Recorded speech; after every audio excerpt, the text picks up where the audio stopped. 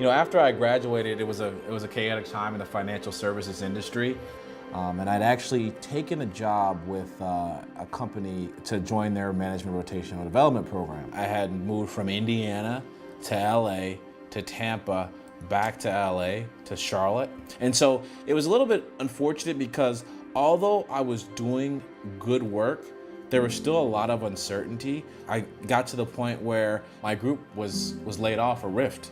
And so that was just coming down the pipe and I had to make a decision. So I've gotten to a point in my life where I don't want anybody to dictate my future, I want to be somebody who people look to make decisions, not decisions to be made for them. And to do it in the right way. And that's when I made the decision to go to law school. My mom had gone to law school and she said, go where they want you. And she's like, I think you should go to Boston College. They're going to take care of you when things are going well. They're also going to take care of you when things aren't going well because they want you to be successful. But one thing about BC Law is that they have a vested interest in everyone, even down to prospective students. Like you walk around campus, people talk to you and they care whether or not you're getting your questions answered or you're not lost. Pretty much you're part of the family, and I felt like I was part of the family before I even got here. When I came to visit, I was a prospective students weekend and I had conversations with people and I already felt like I belonged. What's happened at BC is I've found doors open for me, or at least I can see doors that I never knew existed before.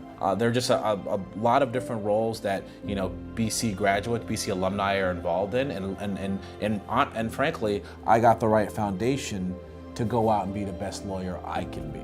Who knows what that's going to be, but that's my goal. To go out, be the best lawyer I can be, and say, you know what, I can make an impact. Who knows what that impact will look like, but it needs to be part of the fabric of everything I do. After graduation, I'm going to work for a large Boston-based law firm. However, there's still, other opportunities that, a Boston College education will allow me to pursue in the future if I so choose.